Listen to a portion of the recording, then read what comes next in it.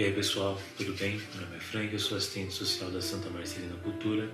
Esse vídeo faz parte do quadro Releituras e nós iremos falar sobre a pessoa com deficiência e as dificuldades de inclusão. Bom, desde os primórdios da humanidade, o tema deficiência esteve presente. Cada sociedade tratou esse tema de acordo com sua cultura, com seu paradigma, com sua estrutura social e muitas vezes de maneira violenta, de maneira nefasta, de maneira desumana. Mas o processo evolutivo da humanidade lentamente levou a refletir com uma perspectiva mais inclusiva dessas pessoas. É muito comum a gente ouvir a frase: antigamente não existia tantas pessoas deficientes como existem hoje. E isso é mentira, né? O número populacional sempre teve a mesma proporção representativa de pessoas com deficiência. A grande questão é que hoje essas pessoas elas estão visíveis, elas estão nos espaços, elas estão ocupando os lugares públicos, graças aos movimentos sociais, às políticas públicas de inclusão, às leis que garantem a elas esse acesso. Segundo o censo de 2010, o Brasil possui 12,5 milhões de pessoas com deficiência. Isso equivale a 6,7% da população do país. Por muito tempo, o conceito de deficiência sempre esteve associado somente às questões de saúde, apenas no tratamento da medicina. Quando, na verdade, a limitação ela não consiste apenas no aspecto físico da pessoa, mas também no aspecto social, nas relações que ela se desenvolve tanto com as pessoas como o ambiente em que ela convive. A mudança conceitual da deficiência foi estabelecida pela Convenção dos Direitos da Pessoa com Deficiência, proclamada pela ONU em 2006, que em seu artigo 1º dispõe: pessoas com deficiência são aquelas que têm impedimento de natureza física, mental, intelectual ou sensorial, ou os quais, em interações com diversas barreiras, podem obstruir a participação plena e efetiva na sociedade com as demais pessoas. Falando um pouco sobre a nomenclatura, é uma coisa muito comum, muito frequente no Brasil, a atribuição de nomes pejorativos. Então a gente vai dar uma dica em relação a isso, dos termos que se devem, que não é legal estar usando no caso. O termo portador, por exemplo. Esse termo ele faz referência à pessoa que porta algo que é temporário, e quando na verdade a deficiência na maioria das vezes é algo permanente. Além disso, essa expressão ela tem ela pode se tornar um estigma, uma característica da pessoa que não é compatível com o modelo inclusivo que a gente tenta pregar. Outro termo que as pessoas também usam muito e não é legal, já caiu em desuso, é o deficiente, que assim como o anterior, ele é uma utilização de um termo pejorativo. Ele coloca aquela característica como se fosse a principal da pessoa, quando na verdade o termo pessoa com deficiência você prioriza primeiro a peculiaridade, a subjetividade dessa pessoa. No ano de 2015 foi instituída a Lei Brasileira de Inclusão da Pessoa com Deficiência, o Estatuto da Pessoa com Deficiência, que garantiu direitos de extrema relevância para essa população, versando sobre quase todas as esferas da sociedade, na educação, como cotas nas universidades, adequação aos espaços e às aulas, no mercado de trabalho, a obrigatoriedade de vagas de emprego destinada exclusivamente às pessoas com deficiência, e na saúde. A premissa básica do sistema de saúde é o princípio da equidade, que consiste em tratar de forma diferenciada de acordo com as limitações. Por ser pioneira nos direitos das pessoas com deficiência e tendo como prioridade serviços especializados em habilitação e reabilitação, além de garantir o acesso a hospitais e outros estabelecimentos, sejam eles públicos ou privados. Tratamento domiciliar, impossibilidade de locomoção, no caso da impossibilidade de locomoção ao hospital ou clínica, como medicamentos gratuitos, assim como órteses e próteses quando necessário. Sobre o SUS, nós temos um vídeo pela série Releituras na descrição, dá uma olhadinha para saber mais. A pessoa com deficiência pode pleitear isenção de determinados impostos e taxas, obtenção de descontos em bens móveis e imóveis e desconto de 50% em atividades de esporte, lazer e cultura.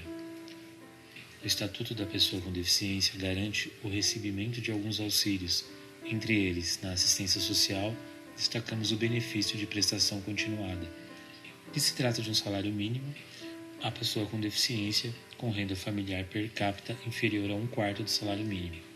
Também tem o auxílio reabilitação psicossocial de um salário mínimo para quem tenha recebido alta de hospital psiquiátrico. Esse auxílio faz parte do programa Volta para Casa e tem como objetivo reintegrar a convivência familiar. A Seguridade Social também garante benefícios na aposentadoria com a redução do período de contribuição conforme o grau de deficiência, desde que comprovado em perícia médica. O auxílio inclusão para pessoas com deficiência moderada ou grave que ingressam no mercado de trabalho e o saque do FGTS para comprar órteses e próteses. Para obter mais informações sobre esses auxílios, a pessoa com deficiência deve procurar o Centro de Referência de Assistência Social do município e lá ela será informada sobre a documentação necessária para o benefício. Ainda que você não seja e que você não tenha pessoas na sua família com deficiência, é importante que você conheça o Estatuto, porque é um exercício da cidadania, uma forma de você garantir o direito alheio também. Pessoal, qualquer direito que seja violado, previsto no Estatuto, é crime e deve ser denunciado. Não se omita. Se você presenciar algum caso de negligência, de omissão, de violência contra uma pessoa com deficiência, é seu dever informar as autoridades. Não fique calado.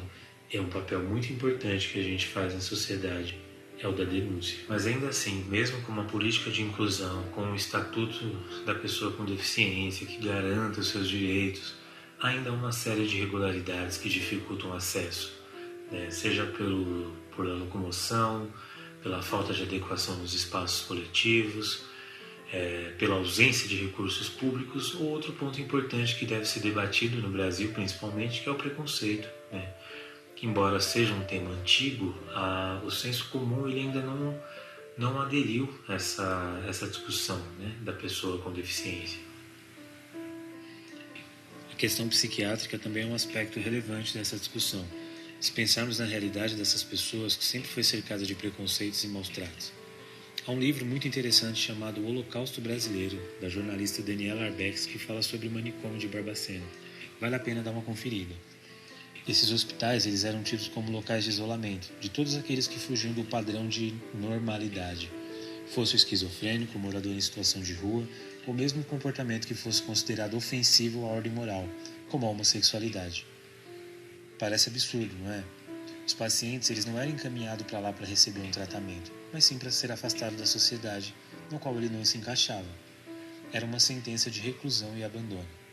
E mesmo quem não era levado aos manicômios, muitas vezes era mantido em isolamento dentro da sua própria casa, pois as famílias não tinham respaldo e nem sabiam lidar com questões tão complexas. Se hoje é desafiador, imagina há 30 anos atrás.